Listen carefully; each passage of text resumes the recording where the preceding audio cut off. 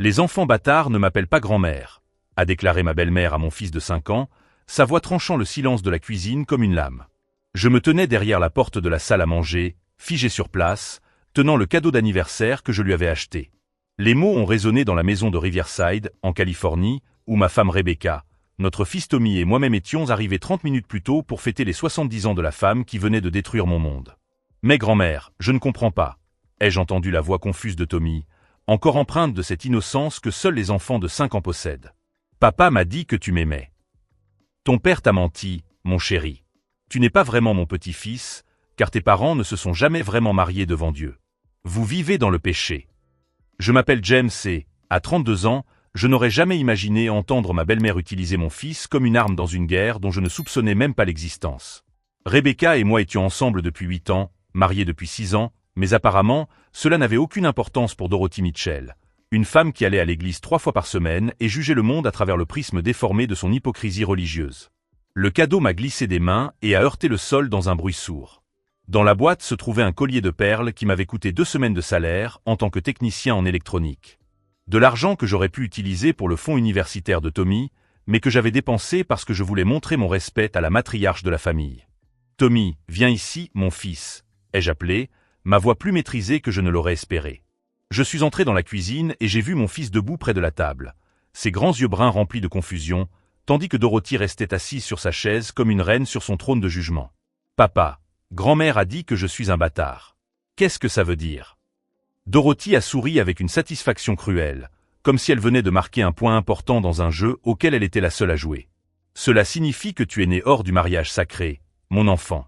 Tes parents ont peut-être signé des papiers administratifs, mais ils n'ont jamais été unis devant le Seigneur. »« Tu te trompes, dis-je en m'abaissant pour être à la hauteur de Tommy. Tu es mon fils, je suis ton père, et grand-mère est confuse aujourd'hui. » Confuse. Dorothy se leva, s'appuyant sur sa canne ornée. « Je sais exactement ce que je dis, James. Vous vous êtes mariés civilement, sans Dieu, sans la bénédiction de l'Église. Pour moi, ce n'est qu'un bout de papier sans valeur spirituelle. » C'est alors que Rebecca apparut à la porte de la cuisine, portant les bagages qu'elle avait oubliés dans la voiture. « Maman, que se passe-t-il ici ?» Tommy semble perturbé. « Ta mère vient d'expliquer à notre fils pourquoi il est un bâtard, » répondis-je en voyant le visage de Rebecca pâlir. « Elle a quoi ?» Dorothy leva le menton d'un air provocateur. « Je lui ai dit la vérité que vous refusez d'accepter. Tant que vous ne vous marierez pas dans une église appropriée, avec un vrai pasteur, cet enfant restera le fruit du péché. » Tommy se mit à pleurer doucement, sans comprendre complètement les mots, mais sentant le poids de la tension dans la pièce. Je le pris dans mes bras et sentis son petit corps trembler contre ma poitrine. « Partons, » dit Rebecca, la voix brisée. « Maintenant. »« Attendez, » appela Dorothy, comme si de rien n'était. « Le déjeuner est presque prêt. J'ai fait le rôti que James aime. » Je l'ai regardée avec incrédulité. Comment pouvait-elle simplement continuer à faire semblant que tout était normal après avoir traumatisé un enfant? Vous venez de traiter mon fils de bâtard et vous voulez que nous restions pour le déjeuner. J'ai dit la vérité. Si vous n'aimez pas la vérité, c'est votre problème. Nous avons quitté la maison sans un mot, Tommy sanglotant toujours dans mes bras tandis que Rebecca portait nos affaires jusqu'à la voiture. Pendant tout le trajet du retour, je n'ai cessé de penser à l'expression satisfaite sur le visage de Dorothy lorsqu'elle a vu qu'elle avait réussi à nous blesser. Mais elle ne se doutait pas que j'avais tout enregistré sur mon téléphone. Et si vous suivez cette histoire de manipulation familiale, n'oubliez pas de vous abonner à la chaîne, car ce qui s'est passé ensuite a complètement changé la dynamique de notre famille. Car Dorothy Mitchell ne savait pas qu'elle avait affaire à quelqu'un qui documentait tout, et qui avait des relations qu'elle n'aurait jamais imaginées. Pendant tout le trajet du retour, Tommy est resté silencieux sur la banquette arrière, reniflant de temps en temps et regardant par la fenêtre. Rebecca conduisait, les mains crispées sur le volant, les jointures blanchies à force de serrer. « Papa » a finalement dit Tommy lorsque nous sommes entrés dans notre garage, « pourquoi grand-mère a-t-elle été méchante avec moi ?» J'ai coupé le moteur et me suis tourné vers lui. Comment expliquer à un enfant de 5 ans que sa grand-mère est une fanatique religieuse qui utilise la foi comme une arme pour blesser les gens? Parfois, les adultes disent des choses méchantes lorsqu'ils sont confus, mon fils. Mais elle semblait savoir exactement ce qu'elle disait, murmura Rebecca, toujours agrippée au volant. Et elle avait raison. Dorothy Mitchell savait exactement ce qu'elle faisait. Au cours des 6 dernières années, depuis que Rebecca et moi nous étions mariés, Dorothy avait trouvé des moyens subtils de nous faire comprendre que nous étions inférieurs à ses yeux. Des commentaires venimeux déguisés en préoccupations maternelles. Des cadeaux de Noël accompagnés de cartes adressées uniquement à Rebecca, comme si je n'existais pas. Des invitations à des dîners de famille qui arrivaient avec la mauvaise date, nous garantissant d'arriver en retard et embarrassés. Mais sans prendre directement à Tommy, c'était un terrain nouveau, même pour elle. Tu te souviens quand elle a dit que notre lune de miel à Las Vegas était immorale parce qu'elle n'avait pas été bénie par un pasteur? Ai-je demandé à Rebecca alors que nous montions les escaliers de notre maison. Et quand elle a refusé de nous rendre visite à l'hôpital à la naissance de Tommy parce qu'elle ne voulait pas être complice d'une imposture familiale. Rebecca a acquiescé, ses larmes commençant enfin à couler. J'ai toujours pensé qu'elle changerait quand Tommy arriverait. Que voir son petit-fils la ferait arrêter cette folie. J'ai couché Tommy après le dîner, en lui lisant son histoire préférée sur les dragons et les chevaliers. Quand il s'est endormi, j'ai finalement pris mon téléphone et écouté l'enregistrement que j'avais fait. La voix de Dorothy sortait clairement du haut-parleur. Les enfants bâtards ne m'appellent pas grand-mère. Leurs parents ont peut-être signé des papiers administratifs, mais ils n'ont jamais été unis devant le Seigneur. Rebecca cessa de ranger la cuisine lorsqu'elle entendit cela. « Tu as enregistré ça ?»« Par instinct. » ai-je répondu. « Je travaille dans l'électronique depuis 15 ans. Je documente tout ce qui pourrait poser problème plus tard. Que allons-nous faire de ça ?» Bonne question. Dorothy Mitchell n'était pas seulement une belle-mère difficile, elle était aussi un pilier de la communauté religieuse de Riverside. Elle était à la tête du groupe de femmes de l'église baptiste Mount Calvary, organisatrice du bazar caritatif annuel et bénévole au refuge local. Pour le monde extérieur, c'était une veuve dévouée qui avait élevé 3 enfants après la mort de son mari dans un accident du travail. Mais je connaissais la vérité sur Dorothy Mitchell. Je savais qu'elle avait eu 2 mariages avant celui de mon beau-père, qu'elle oubliait commodément de mentionner. Je savais qu'elle avait manipulé l'héritage de sa mère pour exclure ses frères et sœurs. Je savais qu'elle envoyait des lettres anonymes à ses voisins pour dénoncer leur comportement immoral. Lettres que j'avais interceptées lorsque j'avais installé le système de sécurité dans sa maison l'année précédente. Dorothy Mitchell avait construit toute sa vie sur l'hypocrisie, jugeant les autres pour des péchés qu'elle-même avait commis en secret. Elle ne peut pas continuer à faire ça, a déclaré Rebecca en s'asseyant à côté de moi sur le canapé. Tommy va grandir en pensant qu'il y a quelque chose qui ne va pas dans notre famille. Pire que ça, ai-je répondu en repassant l'enregistrement. Elle va le faire devant d'autres personnes. À l'église, lors d'événements familiaux. Elle va utiliser notre fils comme exemple de ce qui arrive quand on vit dans le péché. Rebecca m'a pris la main. Alors, qu'est-ce qu'on fait? J'ai regardé la photo encadrée sur notre table basse. Notre famille à Noël dernier, Tommy souriant entre nous deux, vêtu du pull rouge que Dorothy lui avait offert. À l'époque, j'avais pensé que c'était un signe qu'elle acceptait enfin notre famille. Maintenant, je réalisais que ce n'était qu'une autre manipulation. Elle habillait le garçon avec des vêtements qu'elle avait achetés pour des photos qu'elle partagerait à l'église, créant l'illusion d'une grand-mère aimante tout en semant les graines de la honte sur son statut de bâtard. Tu te souviens quand tu m'as raconté la première fois où Dorothy t'a fait du mal? Rebecca soupira. J'avais 17 ans. Elle a dit que ma jupe était trop courte pour aller à l'église et que j'essayais de séduire les garçons saints avec ma chère pécheresse. Devant toute la congrégation. Et quand tu as amené ton ex-petit ami pour le présenter à la famille? Elle a dit qu'il avait le sang impur parce que sa famille venait du Mexique. Elle a fait tout un sermon sur le fait que le Seigneur voulait que les races restent séparées. Et maintenant, elle fait la même chose avec Tommy. Rebecca s'essuya les yeux avec le dos de la main. Ma mère m'a contrôlé toute ma vie avec cette religion manipulatrice. Elle m'a fait me sentir sale, inadéquate, toujours obligée de prouver que j'étais assez bonne. Je ne la laisserai pas faire ça à mon fils. C'est là que j'ai décidé que Dorothy Mitchell s'était attaquée à la mauvaise personne. Elle ne savait pas que j'avais accès à des systèmes dont elle n'avait même pas idée. Elle ne savait rien de mes contacts dans la communauté technique, des personnes capables de tracer n'importe quelle empreinte numérique. Elle ne savait pas que je documentais tout, une compétence que j'avais développée en travaillant sur des contrats d'entreprise, où un mot mal placé pouvait coûter des millions. Plus important encore, elle ne savait pas que j'avais découvert ses secrets les plus sombres en installant des équipements chez elle. Dorothy Mitchell passerait toute sa vie à juger ma famille pour ne pas suivre ses règles religieuses tordues. Mais que se passerait-il si toute la congrégation savait qui elle était vraiment derrière son apparence de sainteté? Rebecca, dis-je en arrêtant l'enregistrement au moment précis où Dorothy traita notre fils de bâtard. Tu te souviens quand ta mère disait que Dieu punit toujours les pécheurs? Toujours. Il est peut-être temps qu'elle découvre ce que c'est que d'être de l'autre côté du jugement. Car Dorothy Mitchell n'avait aucune idée que j'avais trouvé toutes les lettres qu'elle n'avait jamais envoyées, rangées dans une boîte dans le grenier. Des lettres détaillant des secrets qui détruiraient non seulement sa réputation, mais aussi toute la structure du pouvoir qu'elle avait construite au sein de la communauté religieuse. Et maintenant, j'avais un enregistrement d'elle en train de traumatiser un enfant de 5 ans. Le plan a commencé à prendre forme dans mon esprit, tandis que je regardais ma femme pleurer à cause des paroles cruelles que sa mère avait dites à notre fils. Dorothy Mitchell voulait jouer au jeu du jugement religieux? Parfait. Mais cette fois, elle allait découvrir ce qui se passe quand quelqu'un qui a de vrais moyens décide d'appliquer ses propres règles contre elle.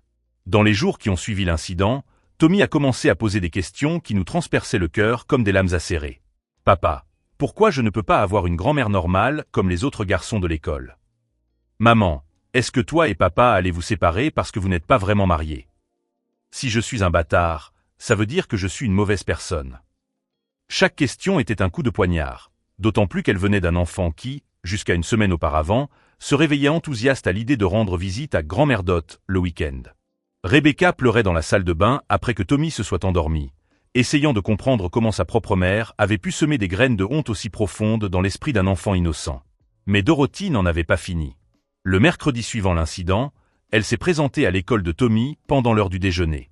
Non pas pour s'excuser ou essayer de réparer les dégâts qu'elle avait causés, mais pour expliquer la situation à la professeure, Madame Martinez. Tommy est rentré à la maison, ce jour-là visiblement bouleversé. « Papa, grand-mère est venue à mon école aujourd'hui. » Mon sang s'est glacé. Qu'est-ce qu'elle a dit, mon fils? Elle a dit à Madame Martinez que vous n'étiez pas vraiment mariés et qu'elle ne voulait plus que je sois considéré comme son petit-fils dans les documents scolaires. Madame Martinez était confuse et a demandé si vous étiez en train de divorcer. Rebecca a laissé tomber les assiettes qu'elle était en train de laver, la vaisselle faisant un grand bruit dans l'évier. Elle est allée à l'école, sans notre permission?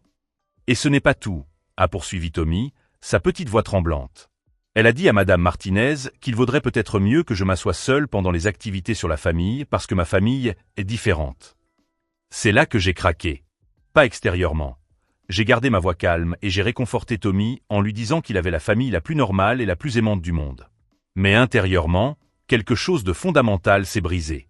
Dorothy Mitchell avait franchi une ligne dont je ne soupçonnais même pas l'existence. Attaquer notre famille dans l'intimité de son foyer était une chose. Mais apporter son venin à l'école de Tommy, l'exposer publiquement, faire en sorte qu'un enfant de 5 ans ait honte de sa propre famille devant ses camarades et ses professeurs, c'était la guerre. Ce soir-là, après que Tommy se soit enfin endormi après 2 heures de questions anxieuses sur les raisons pour lesquelles les adultes étaient si compliqués, j'ai appelé mon beau-frère Mark, le petit frère de Rebecca. « James, il est tard, mec. Tout va bien? Mark, je dois te raconter quelque chose que ta mère a fait aujourd'hui. » Je lui ai expliqué l'incident à l'école, m'attendant à de l'indignation ou au moins à de la surprise. Au lieu de cela, j'ai entendu un profond soupir à l'autre bout du fil. Elle a fait la même chose avec Jessica quand elle a découvert qu'elle vivait avec moi sans être mariée, a-t-il dit, faisant référence à sa petite amie. Elle a appelé le patron de Jessica à l'hôpital et lui a dit qu'elle vivait dans le péché avec un homme qui n'avait pas honoré ses engagements envers Dieu. Quoi? Quand est-ce que ça s'est passé? Il y a 6 mois. Jessica a failli perdre son emploi. Le directeur de l'hôpital est un fervent chrétien, et il était sincèrement inquiet que le fait d'avoir une pécheresse dans son équipe puisse nuire à la moralité du lieu de travail. J'ai senti ma tension monter. Pourquoi ne nous en as-tu jamais parlé? Parce que maman a menacé de couper les ponts avec moi si je répandais des mensonges à son sujet.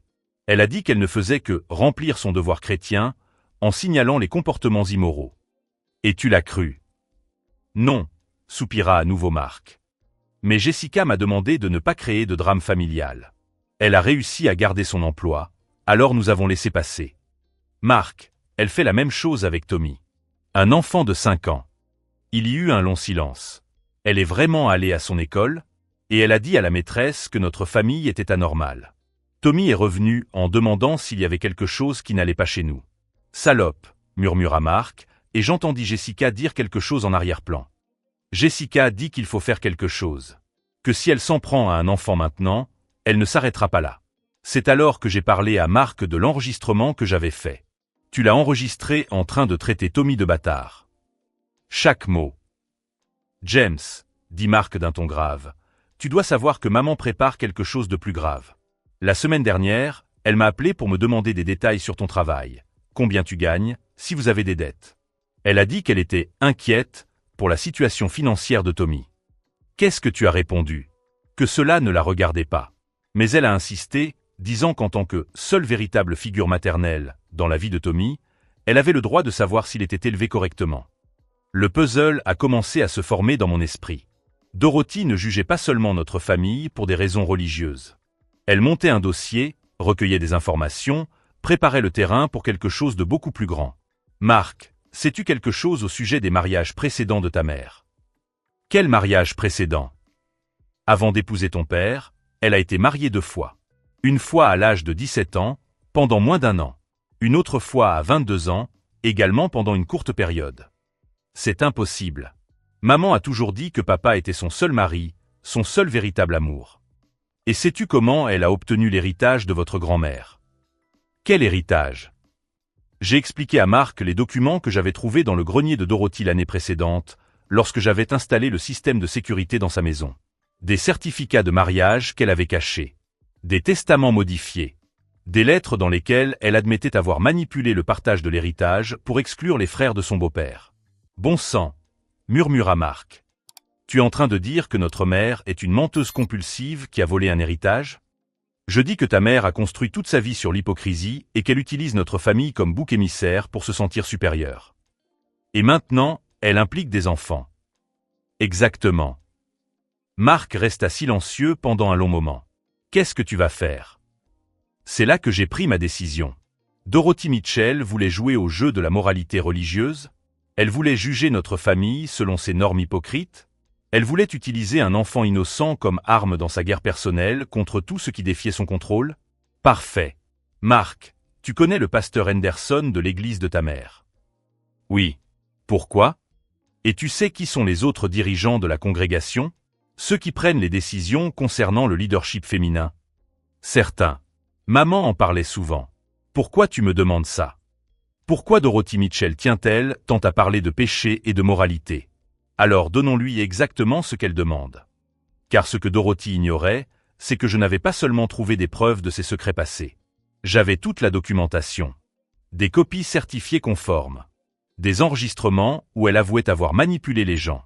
Et des photos de lettres manuscrites où elle admettait avoir menti à la congrégation sur son histoire personnelle pendant des années. Dorothy Mitchell avait passé toute sa vie à se forger une réputation de sainteté au sein de l'église baptiste Mount Calvary. Elle était respectée, admirée, considérée comme un exemple de veuve dévouée et de grand-mère aimante. Et si toute la congrégation découvrait que la femme qui leur enseignait la moralité familiale avait caché ses multiples mariages, volé l'héritage de membres de sa famille et traumatisait un enfant de 5 ans par pur sadisme? Marc, dis-je d'une voix désormais parfaitement calme, ta mère tient tant à parler des bâtards et des familles inadéquates? Alors montrons à toute sa communauté religieuse quel genre de personne elle est réellement derrière sa façade de sainteté. Tu vas la dénoncer? Je vais faire mieux que ça. Je vais utiliser ses propres règles et valeurs contre elle. Ce sera instructif pour toutes les personnes concernées. Car Dorothy Mitchell n'avait aucune idée qu'elle s'en était prise à quelqu'un qui documentait tout de manière professionnelle, qui avait accès à des systèmes de vérification dont elle n'imaginait même pas l'existence, et qui avait désormais une motivation personnelle pour utiliser ses compétences contre elle. Mais plus important encore, elle ne savait pas que Tommy, le bâtard de 5 ans qu'elle avait humilié, était le petit-fils d'un homme qui était mort en tant que diacre dans la même église où elle prétendait être sainte. Et quand la congrégation découvrirait que Dorothy Mitchell attaquait la mémoire de l'un des membres les plus respectés de l'église par l'intermédiaire d'un enfant innocent, eh bien, ce serait intéressant à voir. Marc, peux-tu organiser une réunion avec le pasteur Henderson pour la semaine prochaine? Dis-lui qu'il s'agit d'une question morale urgente concernant le leadership féminin dans l'église. Je peux. Mais James, tu es sûr de toi? Sa mère est allée à l'école de Tommy aujourd'hui, Marc. Elle s'est servie d'un enfant comme d'une arme. Il est temps qu'elle apprenne qu'il y a des conséquences à ce genre de comportement. Pourquoi Dorothy Mitchell tenait-elle tant à jouer au jeu du jugement religieux? Alors jouons. Mais cette fois, toutes cartes sur table. Au cours des 3 jours qui ont suivi ma conversation avec Marc, je me suis plongé dans ce que j'avais baptisé en interne Opération Vérité Divine. En tant que technicien en électronique spécialisé dans les systèmes de sécurité, j'avais accès à des outils et des ressources dont Dorothy n'aurait jamais imaginé l'existence. Mais d'abord, je devais méticuleusement organiser toutes les preuves que j'avais recueillies au cours de l'année écoulée. Le jeudi matin, pendant que Rebecca emmenait Tommy à l'école, j'ai étalé tous les documents sur la table de notre salle à manger. Les certificats de mariage de Dorothy qu'elle avait cachés à sa famille. Les copies certifiées conformes des testaments modifiés. Les photographies des lettres manuscrites dans lesquelles elle avouait avoir manipulé l'héritage de sa belle-mère. Et, bien sûr, l'enregistrement cristallin d'elle en train de traumatiser un enfant de 5 ans. Le téléphone a sonné pendant que je cataloguais les preuves. James, c'est le pasteur Henderson. Mark m'a dit que vous vouliez me parler d'une question urgente concernant notre sœur Dorothy. Pasteur, merci de m'avoir rappelé. Oui, il s'agit de comportements qui pourraient ne pas être conformes aux valeurs de notre communauté religieuse. Je comprends. Dorothy est l'une de nos leaders les plus dévoués depuis 15 ans. De quel type de comportement s'agit-il? Il vaut mieux que nous en discutions en personne. J'ai des documents qui, je pense, méritent d'être examinés par les responsables de l'Église. Des documents. Des preuves de divergence entre ce que sœur Dorothy enseigne publiquement et son comportement en privé, notamment en ce qui concerne les questions de moralité familiale. Il y eut un long silence. James, ce sont des accusations très graves. Dorothy Mitchell est respectée par toute notre congrégation. Je comprends, pasteur. C'est pourquoi je pense qu'il est important que vous voyiez les preuves avant de vous forger une opinion. Puis-je vous rencontrer demain? Très bien. Venez à mon bureau à 14 heures. Pendant ce temps, Dorothy poursuivait sa campagne d'humiliation. Mardi, elle avait appelé la mère de Rebecca pour lui raconter sa version déformée de notre mariage illégitime. Mercredi, elle avait publié une prière sur Facebook demandant à Dieu d'éclairer les familles qui vivent dans le péché. Une publication qui avait suscité de nombreux commentaires inquiets de la part de nos voisins au sujet de notre situation. Mais ce qui a vraiment accéléré mon calendrier, c'est l'appel que j'ai reçu de Tommy jeudi après-midi. Papa, grand-mère est encore venue à l'école. Mon sang s'est glacé. Qu'est-ce qu'elle a fait cette fois? Elle a apporté des biscuits à ma classe et a dit à tout le monde que toi et maman n'étiez pas vraiment mariés. Sarah m'a demandé si j'étais adopté, et Miguel a dit qu'il comprenait maintenant pourquoi j'étais différent. Rebecca m'a arraché le téléphone des mains. Tommy, mon chéri, grand-mère, est confuse à propos de certaines choses. Tu n'es pas différent, tu es parfait tel que tu es. Après que Tommy ait raccroché, Rebecca s'est tournée vers moi, les larmes aux yeux. Elle détruit notre fils publiquement. Combien de fois encore allons-nous laisser cela se produire? Plus jamais, ai-je répondu en prenant mon ordinateur portable. Il est temps de montrer à Dorothy Mitchell ce qui arrive quand on s'en prend à un enfant. J'ai passé toute la nuit à peaufiner ma présentation pour le pasteur Henderson. Il ne suffirait pas de montrer les preuves, il faudrait les replacer dans le contexte des valeurs et des structures prônées par l'Église elle-même. J'ai créé une chronologie détaillée montrant comment Dorothy avait systématiquement violé les principes chrétiens qu'elle défendait publiquement. Mentir sur son passé. Manipuler l'héritage familial. Utiliser un enfant comme arme dans des disputes entre adultes. Juger les autres pour des péchés qu'elle-même avait commis en secret.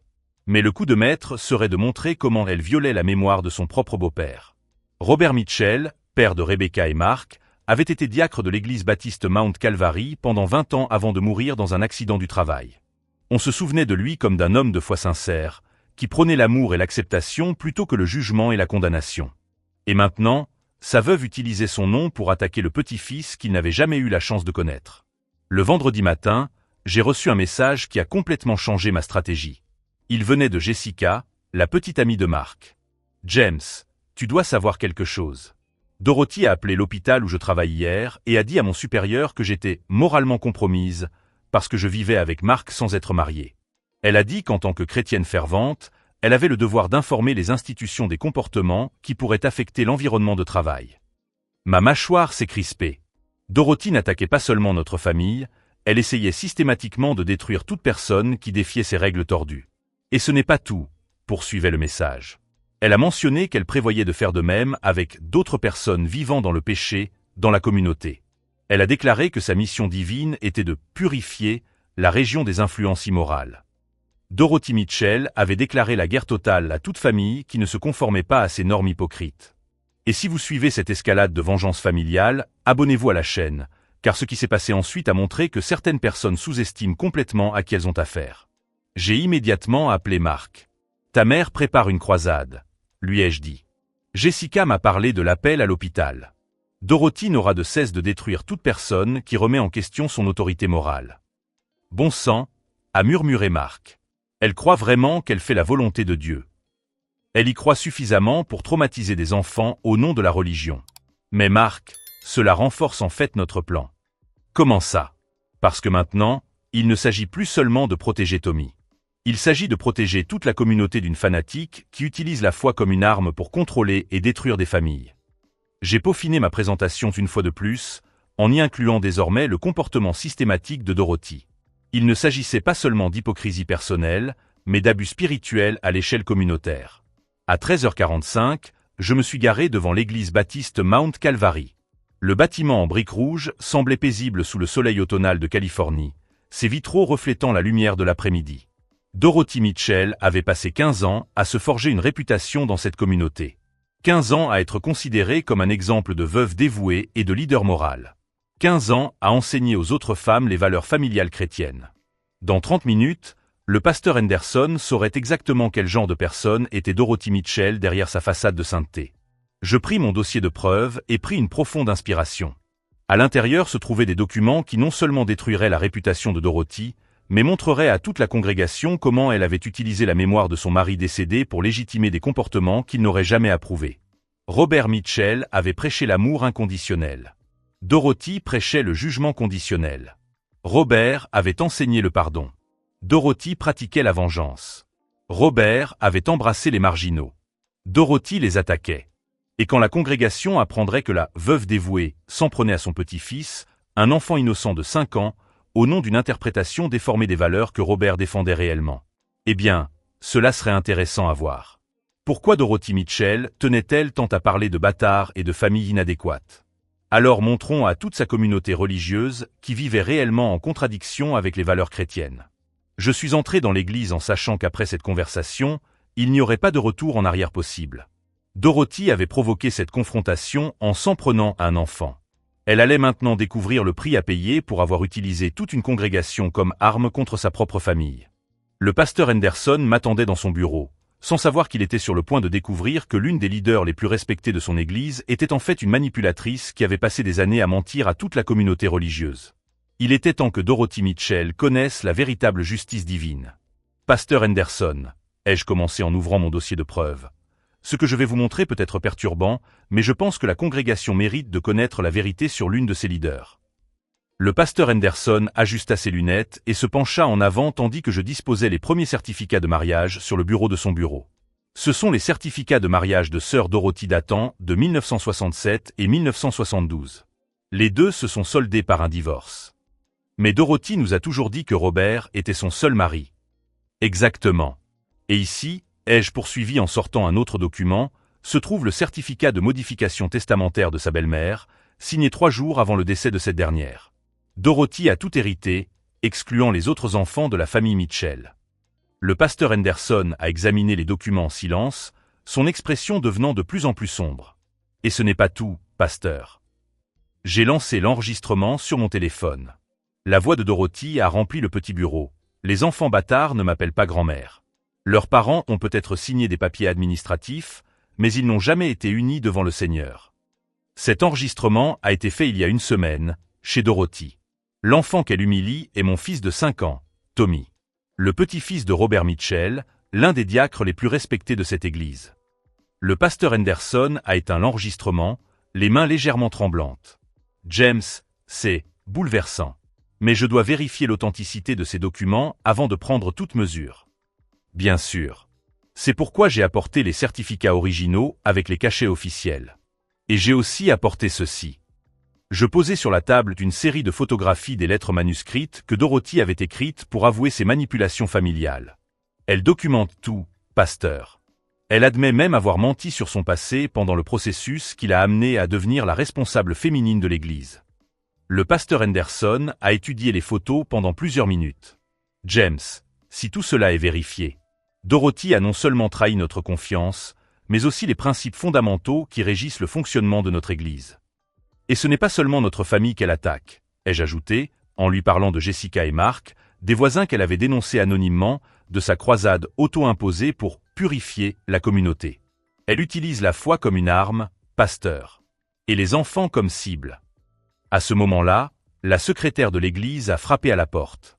Pasteur Henderson, sœur Dorothy est ici. Elle dit qu'elle doit vous parler de toute urgence d'une question familiale. Mon sang se glaça. Dorothy avait découvert que nous étions en réunion. Faites-la entrer, dit le pasteur Henderson en rassemblant rapidement les documents. Dorothy entra dans le bureau avec son sourire habituel de supériorité morale, mais elle se figea lorsqu'elle me vit assis là. « James, que fais-tu ici ?»« Une conversation pastorale, » répondis-je calmement. Le pasteur Henderson me conseillait sur des questions familiales. « Ah, » dit-elle, clairement méfiante. « Eh bien, pasteur, je suis venu vous parler de mon inquiétude croissante concernant le bien-être spirituel de mon petit-fils. Son père l'élève dans un environnement aux valeurs discutables. » Le pasteur Henderson m'a regardé, puis Dorothy. « Quel genre de valeurs discutables, sœur Dorothy ?»« Eh bien, pour commencer, ils ne sont pas mariés devant Dieu. » Et James s'est montré hostile à mes tentatives de guider l'enfant vers la droiture chrétienne. Pouvez-vous nous en dire plus sur ces tentatives d'orientation?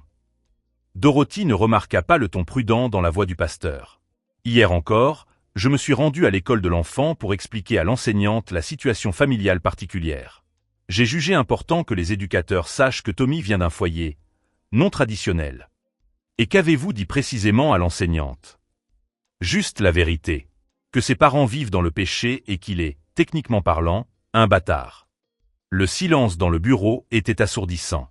Le pasteur Henderson ouvrit lentement le tiroir de son bureau et en sortit l'enregistrement que je lui avais laissé. « Dorothy, pourriez-vous expliquer cela ?» Il lança l'enregistrement. La voix de Dorothy résonna dans le bureau. « Les enfants bâtards ne m'appellent pas grand-mère. » Le visage de Dorothy pâlit complètement. « Comment? Où avez-vous trouvé ça ?» « James a enregistré cette conversation chez lui la semaine dernière, » dit le pasteur Henderson. « Mais ce n'est que le début, Dorothy. » Il étala les certificats de mariage sur la table. « Pouvez-vous expliquer pourquoi vous avez menti à la congrégation au sujet de vos antécédents matrimoniaux ?» Dorothy regarda les documents comme s'il s'agissait de serpents venimeux. « C'était il y a longtemps. Cela n'a aucune importance. »« Et ceci ?» demanda le pasteur Henderson en montrant les documents relatifs à l'héritage manipulé. « Comment justifiez-vous d'avoir exclu les frères de Robert de l'héritage familial? » Ils n'étaient pas dignes. J'ai pris soin de ma belle-mère jusqu'à la fin. Dorothy, le pasteur Henderson se leva, sa voix portant désormais l'autorité de 15 ans à la tête de la congrégation. Vous avez passé des années à enseigner aux autres femmes les valeurs familiales chrétiennes tout en cachant vos mariages précédents. Vous avez jugé des familles parce qu'elles ne suivaient pas votre interprétation des Écritures tout en manipulant des héritages. Et maintenant, vous vous en prenez à un enfant innocent, le petit-fils du diacre Robert Mitchell, en utilisant un langage qu'il n'approuverait jamais. Dorothy a finalement compris l'ampleur de ce qui se passait. « Pasteur, vous ne comprenez pas. J'essayais simplement de protéger les valeurs de l'Église. » Protéger les valeurs de l'Église en traumatisant un enfant de 5 ans? En traitant le petit-fils de l'un de nos diacres les plus respectés de bâtards? Mais ils ne sont pas vraiment mariés. Dorothy, dit le pasteur Henderson en prenant la Bible sur son bureau, Jésus a dit, « Laissez venir à moi les petits-enfants, et ne les en empêchez pas, vous avez fait exactement le contraire. » À ce moment-là, on frappa à nouveau à la porte. « Pasteur ?» La secrétaire réapparut. « Désolé de vous interrompre, mais plusieurs personnes sont ici pour vous parler de sœur Dorothy. Elles disent que c'est urgent. » Le pasteur Henderson et moi échangeâmes un regard. « Qui sont-ils » La famille Stevens dit qu'elle a dénoncé leur fils à son employeur. Les Martinez disent qu'elle a répandu des rumeurs sur leur mariage dans la communauté. Et il y a une femme ici avec des documents disant que Dorothy l'a empêchée de faire du bénévolat au refuge parce qu'elle était divorcée. Dorothy s'est appuyée sur sa chaise, comprenant enfin que son réseau de contrôle était en train de s'effondrer. « Ce ne sont que des mensonges, » murmura-t-elle. « Dorothy, » dit le pasteur Henderson avec tristesse, il semble que vos méthodes de protection des valeurs chrétiennes aient blessé de nombreuses familles de cette communauté. C'est alors que Dorothy commit son erreur finale. « Eh bien, » dit-elle, sa voix reprenant ce ton de supériorité morale que je connaissais si bien, « si vous ne voyez pas que je défends la sainteté du mariage et de la famille, alors cette Église a perdu son chemin spirituel. Je devrais peut-être trouver une congrégation qui apprécie vraiment la droiture. » Le pasteur Henderson ferma lentement la Bible. « Dorothy Mitchell, dit-il formellement, vous êtes suspendu de toutes vos fonctions de direction au sein de l'Église baptiste Mount Calvary, avec effet immédiat. Une enquête approfondie sera menée sur vos activités pendant la période où vous avez occupé des postes d'autorité. Vous ne pouvez pas me faire ça. J'ai consacré 15 ans de ma vie à cette Église. Et pendant ces 15 années, répondis-je calmement, vous avez utilisé votre position pour juger et attaquer les familles qui ne correspondaient pas à votre interprétation déformée de la foi. La différence, c'est que Robert Mitchell prêchait l'amour et l'acceptation. Vous prêchez la condamnation et le contrôle. Dorothy me regarda avec une haine pure. Vous avez détruit ma vie. Non, Dorothy. Vous avez détruit votre propre vie au moment où vous avez décidé de traiter un enfant innocent de bâtard. Je n'ai fait que documenter qui vous êtes vraiment. Elle quitta le bureau en claquant la porte, mais je pouvais entendre les voix des autres familles dans le couloir, toutes racontant comment Dorothy Mitchell avait attaqué leur vie au nom d'une religiosité hypocrite.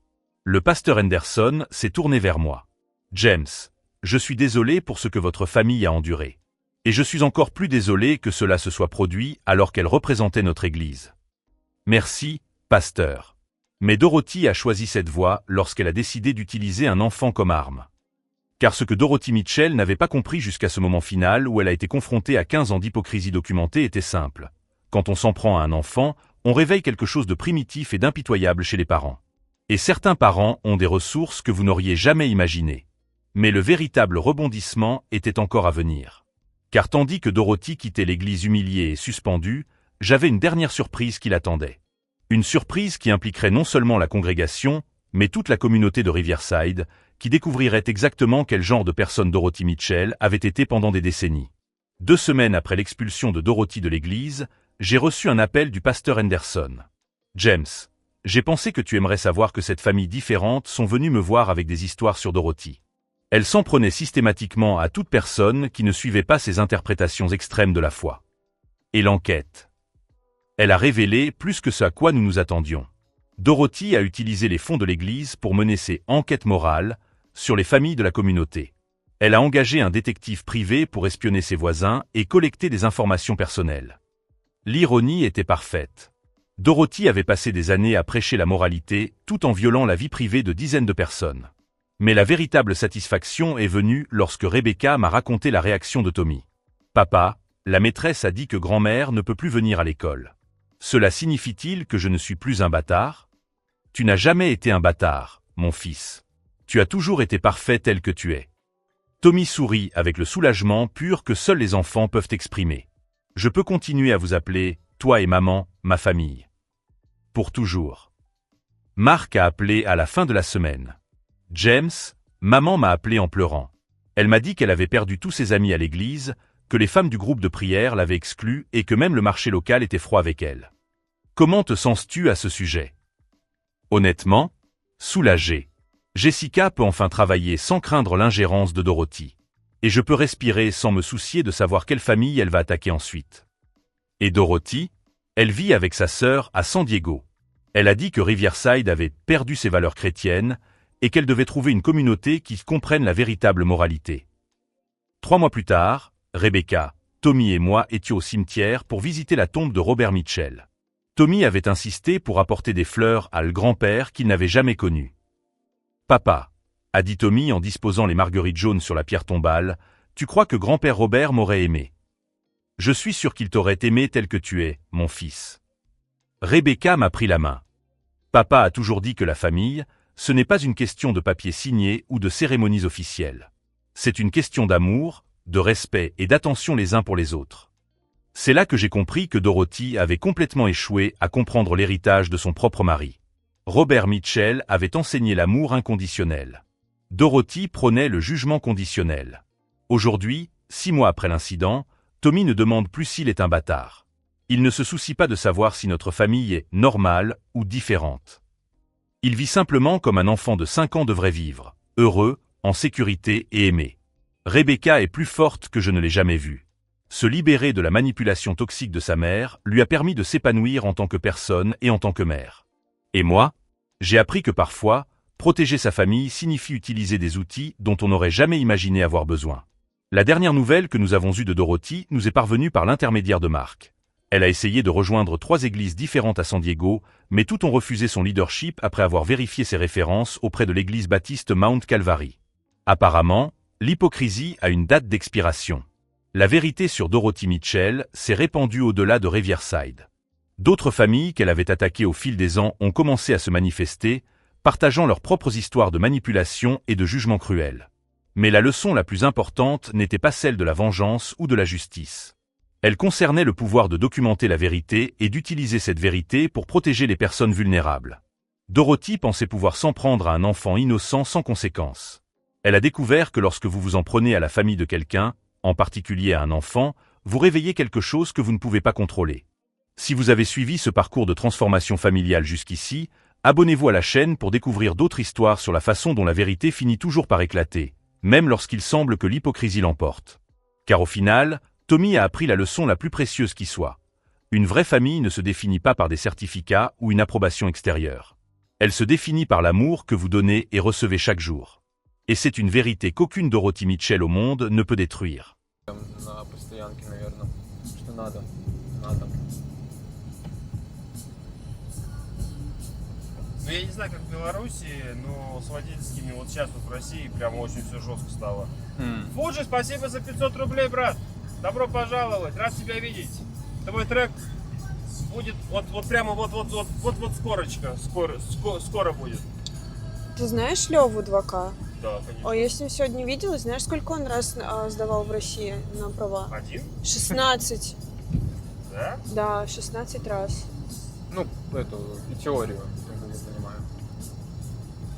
Ну он же сдал. Нет, В смысле, нет прав? нету прав. В смысле, он купил себе машину, блядь, катался Он- нет. Вот я тоже видел, что он ездил. Он рассказывал, он показывал, но он потом его взяли за это. Он на смарте же ездил. Да, а потом... Стареньком. Так, короче, Вот эта дорога мне нравится. ну, Это пока что. Она просто прямая. сколько у тебя примерно дней накатов за рулем вообще? Ну давай по часам, наверное. Вот учебные часы в автошколе. Нет, ты получила права, все. Что у тебя там дальше по вождению? Все, я не ездила. Мне никто машину не доверяет. Я родителям помогла машину купить, а они мне не дают. Даже не дают посидеть дни, да? Да. В заднем сиденье или багажник прям сразу? Я уже вообще с ними не катаюсь. Я, знаете, что решила, только если я буду говорить, что у меня есть права, я стану вот этим вот. Отвези на дачу, с пьянки забери. Да. Ну, классика. Как бы. Ракурса 3 нету, ракурса 2 нету. Сегодня без ракурсов. Кстати, дорогая модерация, выключите, пожалуйста, ракурсы. Ракурсы. Это когда у меня один телефон на бампере, один телефон сзади твоей Да, там головы. вообще вид классный, А, если на бампере. А, ты видел? Или ты предполагаешь? Видел. Ну, конечно. Я в основном после модерства, после стримов, ну, под тебя смотрел и засыпал. Ну, каждый день практически. Так ты тоже стабильно стримишь. Еще со времен, когда ты был в этой, в Туле. Так, подожди, мы здесь начнем движение. Да. Мне бы давай вспомнить, как Да работают педали. Все, будь мужиком. Хорош. Давай телефон операции. Да, собери в кулак, Оксана, все, что у тебя есть.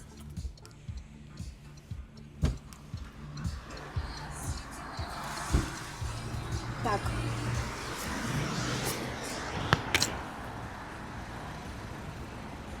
Да не сыто.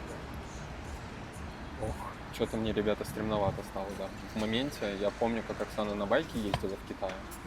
А у тебя права с собой, кстати? Да, с собой. Ну, поэтому на всякий случай. Так, первое пристегнуться. Перекрестись. Перекреститься. Подожди. Давай сначала. Правое это только Да газ. пристегнись. Правая это только газ. Только газ. Правильно. Посерединке это только тормоз. Только тормоз. А вот слева это уже только сцепление. Правая нога только на газу. На газу и тормозе. На газу и тормозе. Да. А левая только на Ты сцеплении. выжми сцепление. Давай. Тебе удобно или поближе надо подвинуться? Давай поближе. Давай поближе. У тебя между ног там палка есть? Да, потяни ее Давай. вверх. Была. Вот, все. Давай, выжимай сцепление. Удобно? Да, вроде. Тебе надо повыше подняться?